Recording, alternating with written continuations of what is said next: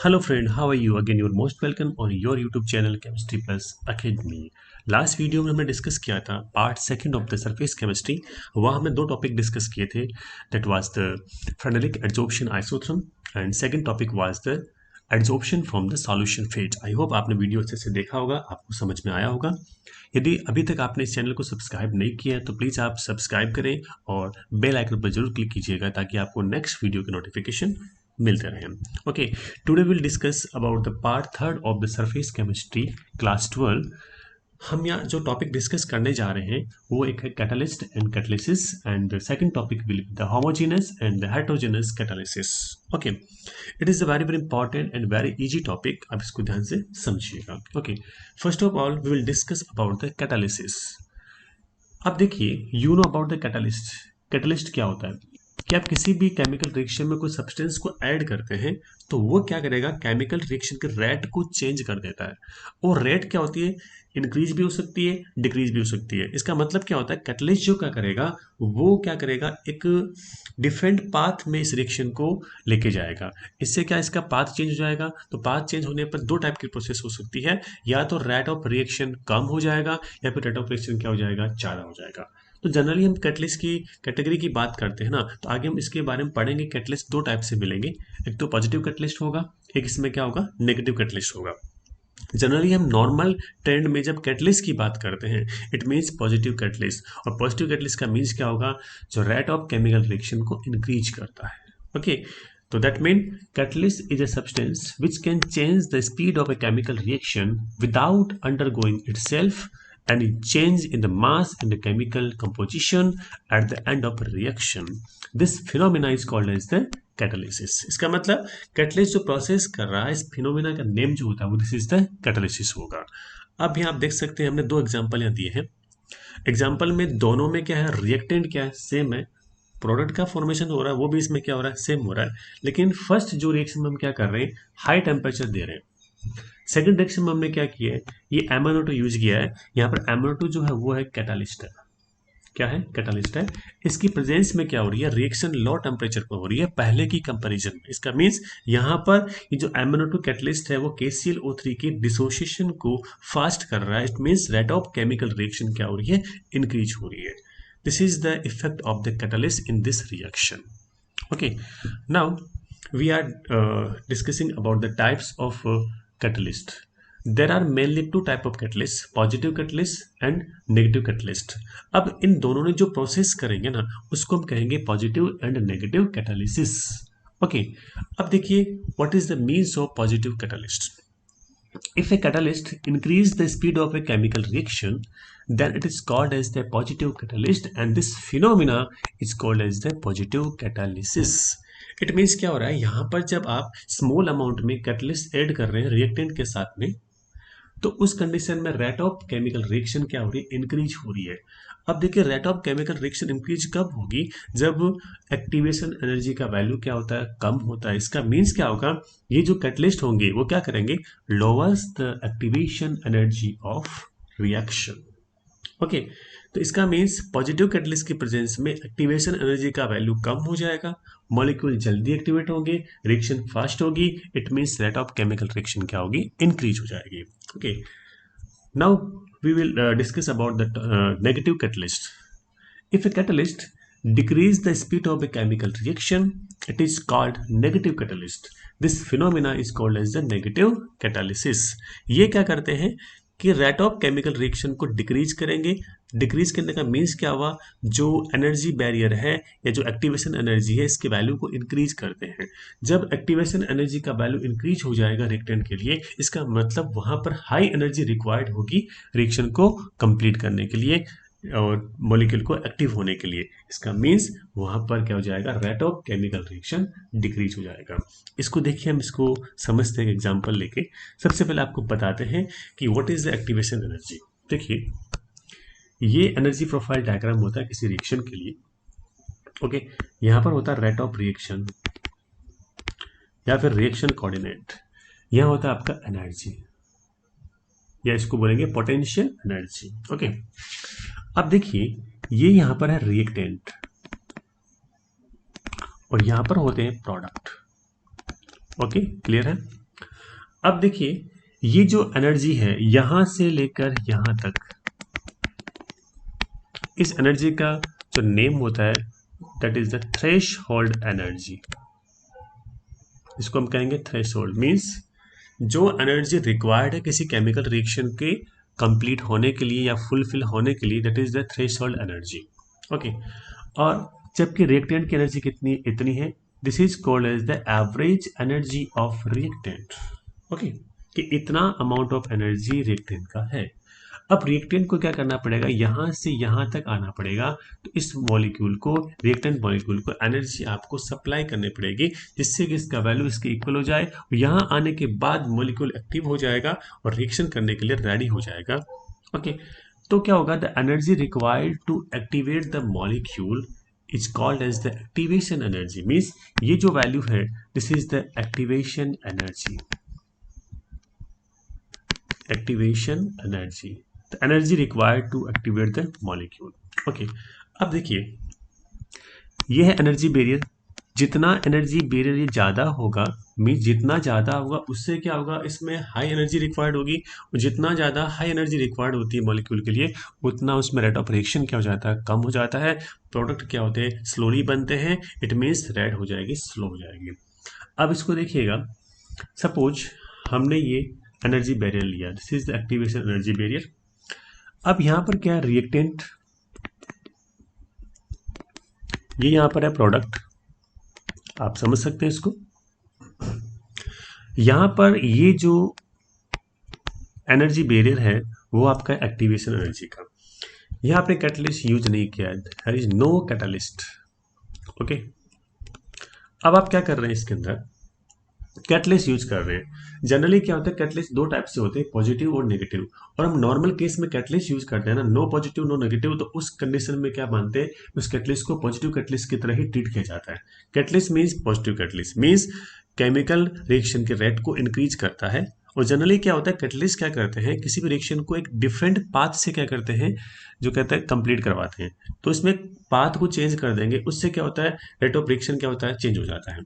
अब देखिए आपने कैटलिस्ट लिया तो ये जो ग्राफ है इस टाइप से हो जाता है, और ये यहां पर क्या है, इन प्रेजेंस ऑफ कैटलिस्ट।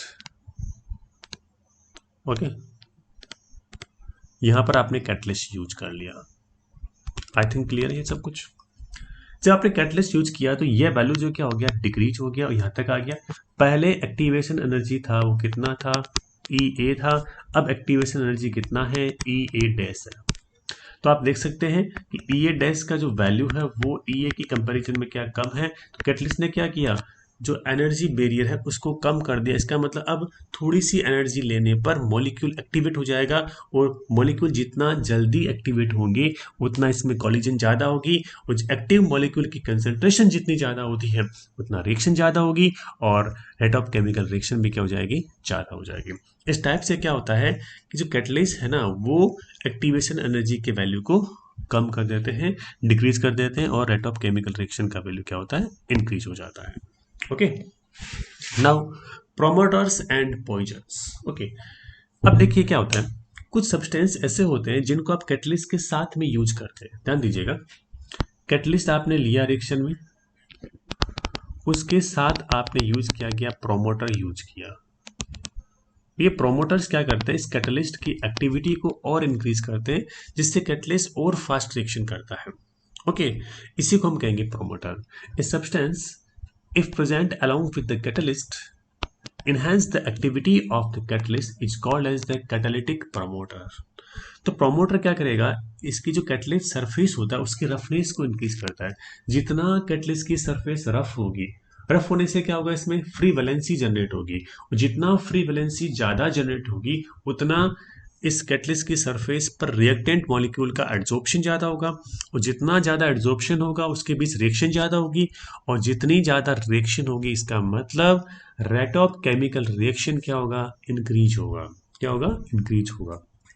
अब देखिए हम पढ़ते हैं हैबर प्रोसेस, आपको पता होगा N2 प्लस 3H2, यहाँ पर हम अमोनिया का फॉर्मेशन कर रहे हैं, और यहाँ कैटलिस्ट जो होता है Fe होता है, प्रोमोटर हम यूज करते हैं MO, MO means molybdenum. Okay, तो यहाँ Fe act as a catalyst and MO act as a promoter for the Fe catalyst. जो क्या करेगा MO Fe की जो एक्टिविटी को इंक्रीज करता है, जिससे रिएक्शन और ज़्यादा फास्ट होती है और प्रोडक्ट का अमाउंट क्या होता है, ज़्यादा बनता है। ओके, क्लियर है। A substance if present with the catalyst lower the activity of catalyst, it is called as the catalytic position। जैसे कि हम बात करते हैं आर्सेनिक है, कार्बन मोनोऑक्साइड है, और भी बहुत सारे होते हैं, जैसे कि मान लीजिएगा क्विनोलिन जो होते हैं, है ना। तो वो क्या करते हैं, कैटलिस्ट की जो एक्टिविटी को डिक्रीज करते हैं, जिससे कैटलिस्ट अब क्या रिएक्शन फास्ट नहीं करके कम करेगा, स्लो करेगा। इससे प्रोडक्ट का फॉर्मेशन भी क्या होता है, स्लो होता है। इसका means rate of chemical reaction क्या हो जाती है, डिक्रीज हो जाती है। तो this is about the promoters and poison. तो सिंपल सा थिंग्स है, ज़्यादा वो इसमें टिपिकल थिंग्स नहीं है। Okay, now types of the catalysis. Generally two types होते हैं कैटालिसिस के। First is the homogeneous catalysis, second is the heterogeneous catalysis. अब देखिए homogeneous heterogeneous, very very simple things, इसमें कोई ज़्यादा इसमें टिपिकल मैटर नहीं है इसके अंदर। तो यदि किसी भी केमिकल रिएक्शन में कैटलिस्ट और जो रिएक्टेंट है उनकी फिजिकल स्टेट सेम है, जैसे कि solid solid, liquid liquid, gases gases, तो उसको हम बोलेंगे होमोजेनस कैटलिस्ट कहेंगे। इस प्रोसेस को बोलेंगे होमोजेनस कैटालिसिस। ओके, और यदि मान लीजिएगा किसी केमिकल रिएक्शन में जो कैटलिस्ट है और रिएक्टेंट मॉलिक्यूल है, उन दोनों का फिजिकल स्टेट क्या होता है, डिफरेंट डिफरेंट होता है। सपोज कैटलिस्ट आपने लिया सॉलिड और जो आपका रिएक्टेंट है सॉलिड या लिक्विड है या फिर क्या है, गैसेस फॉर्म में है, तो उसको हम क्या बोलेंगे, हेटेरोजेनस कैटालिसिस बोलेंगे। जनरली हेटेरोजेनस कैटालिसिस में जो कैटलिस्ट होता है वो उसकी फिजिकल स्टेट जो होती है वो जनरली क्या होती है, सॉलिड फॉर्म में होती है, लेकिन जो रिएक्टेंट जो वो लिक्विड या गैसेस फॉर्म में अवेलेबल होते हैं। ठीक है, तो इसको हम डिस्कस करेंगे डिटेल के अंदर, इसके बहुत सारे एग्जांपल भी हम डिस्कस करेंगे। ओके, अब देखिए जो लास्ट वीडियो जो हमने डिस्कस किया था इसमें फ्रेंडलिक एड्जॉर्प्शन आइसोथर्म और साथ में जो हमने डिस्कस किया था एड्जॉर्प्शन फ्रॉम सॉल्यूशन फेज, उसका जो लिंक मैं दे रहा हूँ इसी वीडियो के डिस्क्रिप्शन में, तो आप वहाँ जाके इसको वॉच कर सकते हैं, देख सकते हैं। और यदि आपने अभी तक इस चैनल को सब्सक्राइब नहीं किया तो इस चैनल को सब्सक्राइब कीजिएगा और बेल आइकन पर जरूर क्लिक कीजिएगा ताकि आपको नेक्स्ट वीडियो की नोटिफिकेशन कंटिन्यू मिलते रहे। ओके, अब हम डिस्कस कर रहे हैं होमोजेनस कैटलिस्ट और इसकी थियोरी के बारे में, इसकी क्या मैकेनिज्म होती है वो हम डिस्कस करेंगे। देखिए, if the catalyst present in the same phase of the reactants, it is called as the homogeneous catalyst, and this type of catalysis is called as the homogeneous catalysis। Means दोनों की क्या है, physical state क्या हो जाएगी, same हो जाएगी। अब बात करें इसका मैकेनिज्म क्या होता है, इसकी थ्योरी क्या होती है, वो हम डिस्कस करेंगे। इस थ्योरी का एक नाम दिया गया इंटरमीडिएट कंपाउंड फॉर्मेशन थ्योरी, कि इस जो मैकेनिज्म में क्या होता है कि इंटरमीडिएट का फॉर्मेशन होता है। इंटरमीडिएट कब बनता है, सपोज यहाँ पर दो रिएक्टेंट रिएक्शन कर रहे हैं और साथ में हमने कैटलिस्ट यूज किया, समझ रहे हैं मेरी बात। सपोज कि यहाँ पर हम A प्लस बी और यहाँ हमने यूज किया कैटलिस्ट। ओके, समझ रहे हैं। इससे जो प्रोडक्ट का फॉर्मेशन हो रहा है वो है AB का फॉर्मेशन हो रहा है। सबसे पहले क्या होगा, इन दोनों रिएक्टेंट में से कोई भी एक रिएक्टेंट इस कैटलिस्ट के साथ रिएक्शन करेगा। सपोज यहाँ पर A प्लस कैटलिस्ट रिएक्शन किया, इससे बनेगा इंटरमीडिएट, ये A कैटलिस्ट। ओके, इस इंटरमीडिएट बनने के बाद ये जो इंटरमीडिएट होगा वो क्या करेगा, अनोदर जो रिएक्टेंट मॉलिक्यूल के साथ रिएक्शन करेगा। अब कैटलिस्ट वापस क्या हो जाएगा, फ्री हो जाएगा और यहाँ पर प्रोडक्ट का फॉर्मेशन हो जाएगा। This is the intermediate formation mechanism. I think clear है मैकेनिज्म। ओके, तो according to this theory a catalyst combines with the one reactant to form an intermediate compound which combines with another reactant to produce the product and catalyst is regenerated। catalyst वापस क्या होता है, अपने जैसा जैसा पहले था ना वैसा वैसा वापस फॉर्म हो जाएगा। इसके मास में, इसके केमिकल कंपोजिशन में कोई चेंज नहीं आता है। ओके, अब हम डिस्कस करेंगे एग्जाम्पल। तो यहाँ हम 4-5 एग्जाम्पल लेंगे, इससे आपको ये क्लियर हो जाएगा इसका मीन्स क्या होता है। तो एग्जाम में एग्जाम्पल आपको लिखने होते हैं और साथ में इसका जो मैकेनिज्म जरूर लिखें आप एग्जाम में ताकि आपको अच्छे मार्क्स मिले। फर्स्ट एग्जाम्पल है oxidation of SO2। SO2 means sulphur dioxide to SO3। SO3 means sulphur trioxide in presence of the NO। NO यहाँ पर क्या है, नाइट्रिक ऑक्साइड, जो कि कैटलिस्ट की तरह काम कर रहा है। NO is a catalyst in this reaction. ये जो प्रोसेस होता है वो प्रोसेस क्या है, H2SO4 फॉर्मेशन का है, जो कि लेड चैम्बर प्रोसेस की बात करते हैं। कि लेड चैम्बर प्रोसेस में जब H2SO4 का फॉर्मेशन करते हैं तो उस कंडीशन में SO2 का SO3 में ऑक्सीडेशन होता है, वहां पर कैटलिस्ट यूज करते हैं नाइट्रिक ऑक्साइड। देखिए SO2 का आपने ऑक्सीडेशन करवाया, O2 के साथ रिएक्शन करवाया, इन प्रेजेंस ऑफ NO SO3 बना। ओके, अब देखिए यहाँ पर ये रिएक्टेंट गैसियस स्टेट में है, यहाँ पर ये भी क्या है, गैसियस स्टेट में है, कैटलिस्ट भी गैसियस स्टेट में है, और यहाँ पे SO3 फॉर्म हो रही है वो भी किस स्टेट में, गैसियस स्टेट में। इसका मीन्स क्या हुआ, होमोजेनस कैटालिसिस। ओके, क्लियर है। यहाँ जो रिएक्शन हो रही है वो दो स्टेप्स में होगी। पहला स्टेप क्या है, ये जो O2 है एक रिएक्टेंट है, NO यहाँ पर क्या है, कैटलिस्ट है, ये रिएक्शन करेंगे, इससे जो फॉर्म क्या होगा, NO2 नाइट्रोजन डाइऑक्साइड, ये है इंटरमीडिएट। आई थिंक क्लियर है। अभी हम डिस्कस किया था कि सबसे पहले दोनों कैटलिस्ट में से, सॉरी, दोनों रिएक्टेंट में से जो एक रिएक्टेंट कैटलिस्ट के साथ रिएक्शन करके इंटरमीडिएट का फॉर्मेशन करेगा, उसके बाद इंटरमीडिएट क्या करेगा, अदर रिएक्टेंट के साथ रिएक्शन करके प्रोडक्ट का फॉर्मेशन करेगा, और कैटलिस्ट वापस क्या हो जाएगा, रीजनरेट हो जाएगा। ओके, अब यहाँ देखिएगा ये है इंटरमीडिएट। ये इंटरमीडिएट क्या करेगा, इस सेकंड जो आपका रिएक्टेंट है उस मॉलिक्यूल से रिएक्शन करके यहाँ पर प्रोडक्ट का फॉर्मेशन करेगा। ये प्रोडक्ट कौन है यहाँ पर, SO3 मीन्स सल्फर ट्राइऑक्साइड, और यहाँ पर जो कैटलिस्ट है रीजनरेट हो जाता है। आई थिंक क्लियर है, पहला एग्जांपल आपको समझ में आ गया होगा। अब बात करें सेकंड एग्जांपल की, decomposition of ozone in presence of NO। NO यहाँ पर वापस क्या कैटलिस्ट है, ओजोन हम क्या कर रहे हैं, इसके अंदर रिएक्टेंट है, इसका डीकम्पोजिशन हो रहा है, इसमें ऑक्सीजन के साथ रिएक्शन करवाते हैं, दो रिएक्टेंट यहाँ पे हम ले रहे हैं। सबसे पहले देखिए ये NO कैटलिस्ट है, एक रिएक्टेंट यहाँ पर ओजोन है, इसके साथ रिएक्शन करेगा, इससे बनेगा NO2 और साथ में क्या बनेगा, O2। अब ये जो इंटरमीडिएट था ये वाला क्या है, इंटरमीडिएट है। अब ये इंटरमीडिएट क्या करेगा, रिएक्शन करेगा किसके साथ में, इस ऑक्सीजन, ऑक्सीजन क्या यहाँ पर अदर रिएक्टेंट है, इससे बनेगा NO प्लस साथ में बनेगा O2। तो यहाँ पर आपके दो O2 मॉलिक्यूल प्रोडक्ट के फॉर्म में फॉर्मेशन हुआ था इसका। इसी टाइप से यहाँ पे क्या बन रहा है, O2 का फॉर्मेशन हो रहा है। ओके, ये था आपका सेकंड एग्जांपल। यहाँ पे ये ओजोन भी क्या है, गैसियस स्टेट में है, ये ऑक्सीजन भी क्या है, गैसियस स्टेट में है, NO भी यहाँ पर क्या है, गैसियस स्टेट में है, O2 भी यहाँ पर क्या है, गैसियस स्टेट के अंदर है। ओके, क्लियर है एग्जांपल। नेक्स्ट है preparation of ether from alcohol in presence of the concentrated H2SO4। यहाँ देखिए हम बात कर रहे हैं एल्कोहल, एल्कोहल से ईथर का फॉर्मेशन कर रहे हैं। यहाँ पर दो मॉलिक्यूल लेंगे अपन एल्कोहल के, ये जो एल्कोहल है वो एल्कोहल यहाँ पर है इथेनॉल है। यहाँ हम क्या बनाएंगे, ईथर का फॉर्मेशन करेंगे। कैटलिस्ट यहाँ पे यूज कौन सा कर रहे हैं अपन, H2SO4। H2SO4 क्या है, लिक्विड फॉर्म में ले रहे हैं, एल्कोहल भी क्या है, लिक्विड फॉर्म में। इसका मतलब दोनों की फिजिकल स्टेट क्या हो जाएगी, सेम हो जाएगी। इसका मीन्स होमोजेनस कैटालिसिस। ओके, अब देखिए इस प्रोसेस में क्या हो रहा है, ये ईथर का फॉर्मेशन हो रहा है। अब इसका पूरा मैकेनिज्म डिस्कस करेंगे। तो पहले हम क्या करेंगे, ये दो एल्कोहल मॉलिक्यूल थे, उसमें से एक एल्कोहल मॉलिक्यूल यहाँ लेंगे और साथ में हमने लिया कैटलिस्ट। अब देखिए यहाँ पर क्या हो रहा है, ये OH ये H, इससे क्या हो रहा है, H2O का फॉर्मेशन होगा। तो ये H2O फॉर्म हो गया, एक प्रोडक्ट ही हो गया इसके अंदर। उसके बाद ये जो HSO4 हो रहा है इस C2H5 के साथ रिएक्शन करके C2H5HSO4 जो कि इंटरमीडिएट का फॉर्मेशन कर रहा है इथाइल हाइड्रोजन सल्फेट। अब ये इथाइल हाइड्रोजन सल्फेट जो इंटरमीडिएट है वो अदर रिएक्टेंट मॉलिक्यूल एथेनॉल के साथ वापस रिएक्शन करेगा। इससे क्या होगा, यहाँ से आप देखिएगा ये यहाँ से HSO4, यहाँ से H+N बाहर निकलेगा, तो H2SO4 वापस क्या कैटलिस्ट रीजनरेट हो गया, और ये वाला जो है रिएक्शन इससे करके क्या बना लेगा, ईथर। इसका जो नेम होगा वो होगा इथोक्सी इथेन। क्या नेम हो जाएगा, ethoxy ethane. This is the ether.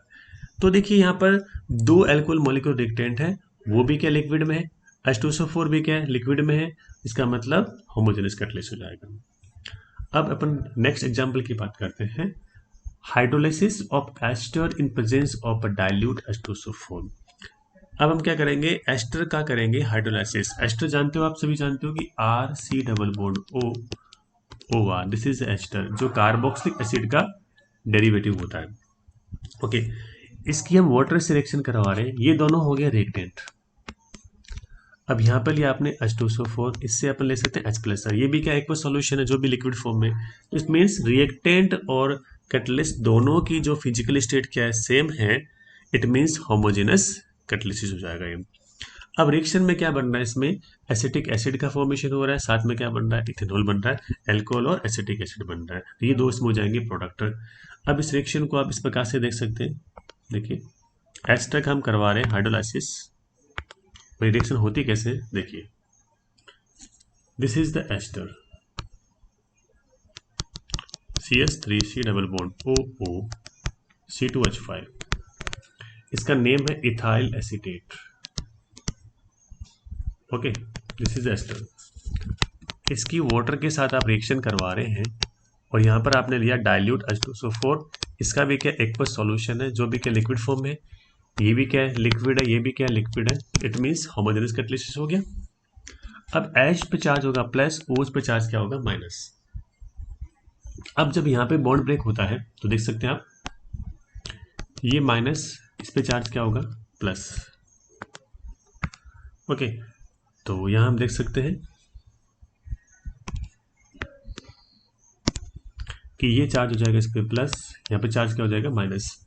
अब ये माइनस वाली स्पीसीज रिएक्शन किससे करेगी, प्लस से करेगी H+ के साथ, तो क्या बनेगा C2H5OH, और साथ में क्या बनेगा, देखिए ये प्लस ये माइनस, इससे बन जाएगा CH3C double bond OH। This is the acetic acid, और वो पहले क्या बना था इसमें, इथेनॉल, इथाइल अल्कोहल। तो इस टाइप से हम क्या कर सकते हैं, ये रिएक्शन कर सकते हैं। This is the homogeneous catalysis. Okay, now last example is the hydrolysis of sucrose in presence of dilute H2SO4। ये भी यहाँ पे क्या एसिड की प्रेजेंस में हमने सुक्रोज का करवाया हाइड्रोलाइसिस। आपको पता होगा सुक्रोज का फॉर्मेशन किससे होता है, ग्लूकोज प्लस फ्रक्टोज से होता है। तो जब ग्लूकोज का एक मॉलिक्यूल, फ्रक्टोज का एक मॉलिक्यूल, ये आपस में रिएक्शन करेंगे तो वाटर मॉलिक्यूल क्या होता है, एलिमिनेट होता है, इससे सुक्रोज का फॉर्मेशन होता है।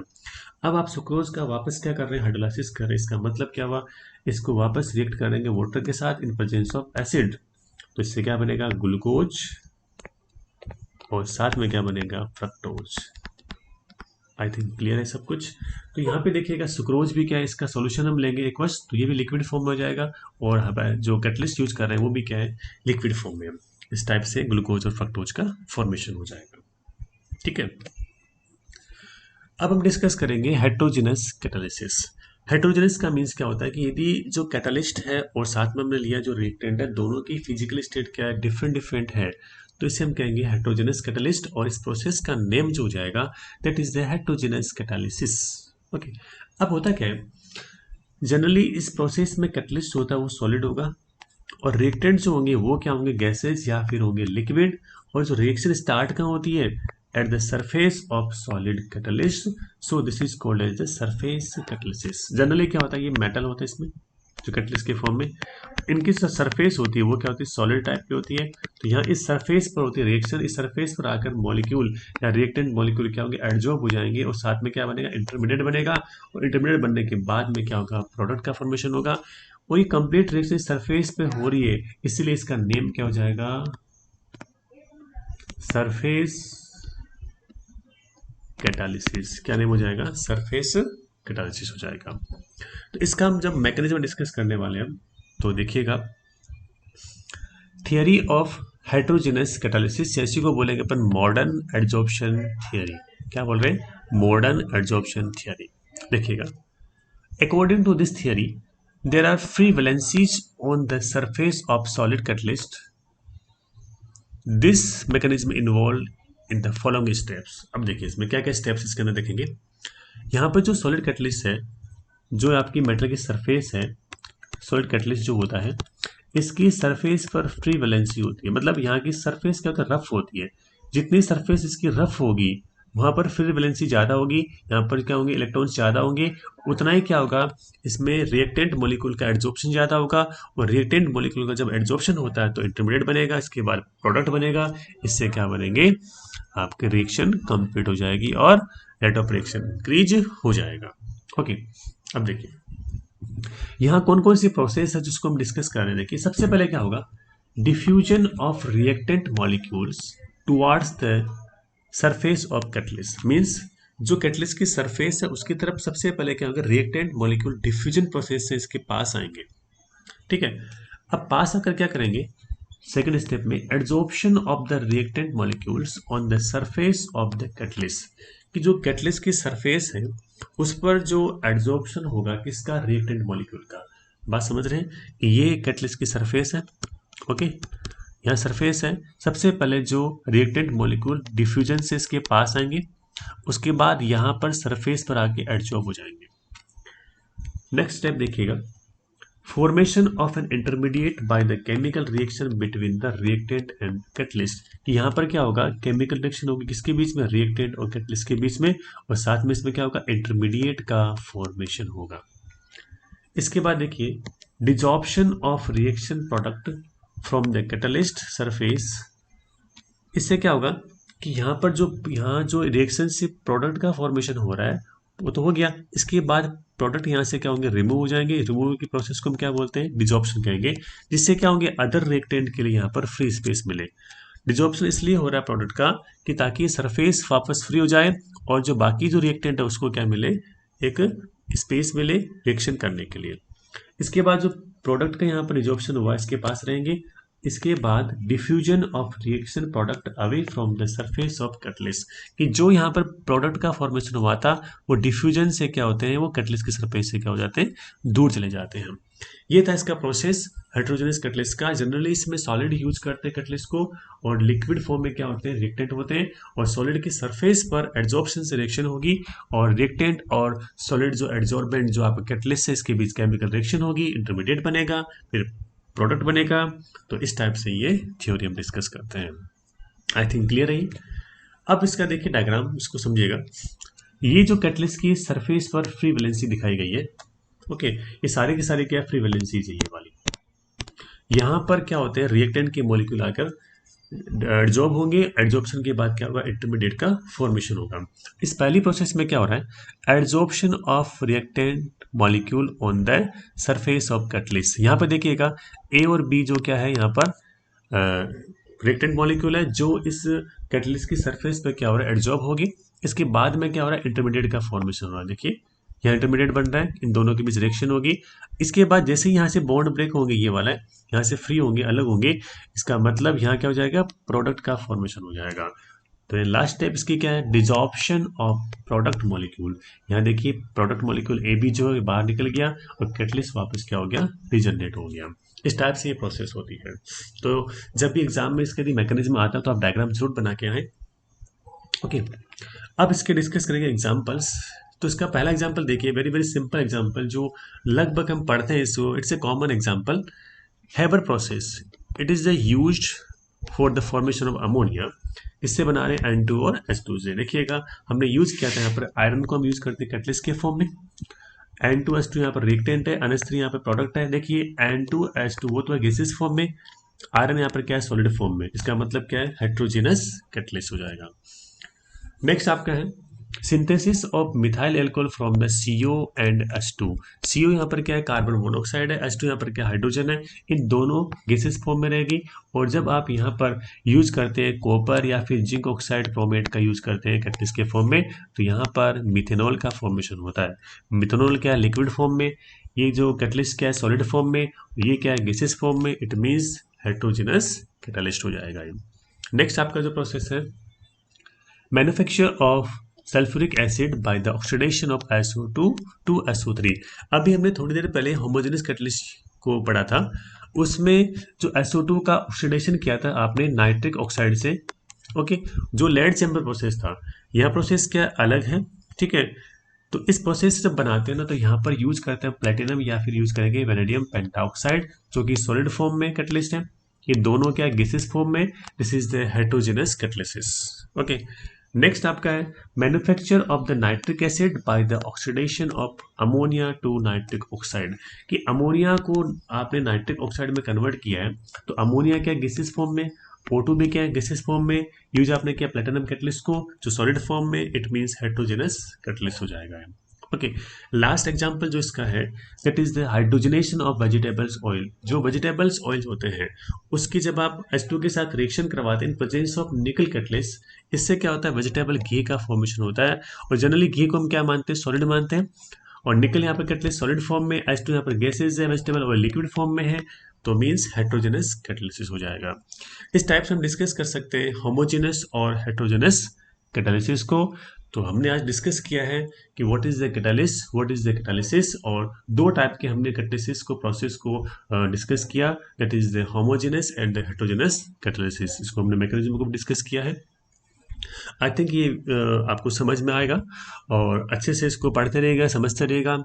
और जो इसके जो इससे पहले का जो पार्ट है या सारे वीडियो जो है आपको इस chemistry plus academy YouTube channel पर मिल जाएंगे, इसको आप देख सकते हैं। और अभी तक आपने चैनल को सब्सक्राइब नहीं किया है तो चैनल को सब्सक्राइब करें, बेल आइकन पर जरूर क्लिक कीजिएगा ताकि आपको नेक्स्ट वीडियो की नोटिफिकेशन मिलते रहे। और इस वीडियो के डिस्क्रिप्शन में मैंने इसके पार्ट सेकेंड और पार्ट फर्स्ट दोनों के मैंने आपको लिंक डाल दिए हैं, वहाँ पे आप इसको देख सकते हैं। और देखते रहिएगा केमिस्ट्री प्लस एकेडमी और एंजॉय कीजिए केमिस्ट्री के साथ। Thank you so much.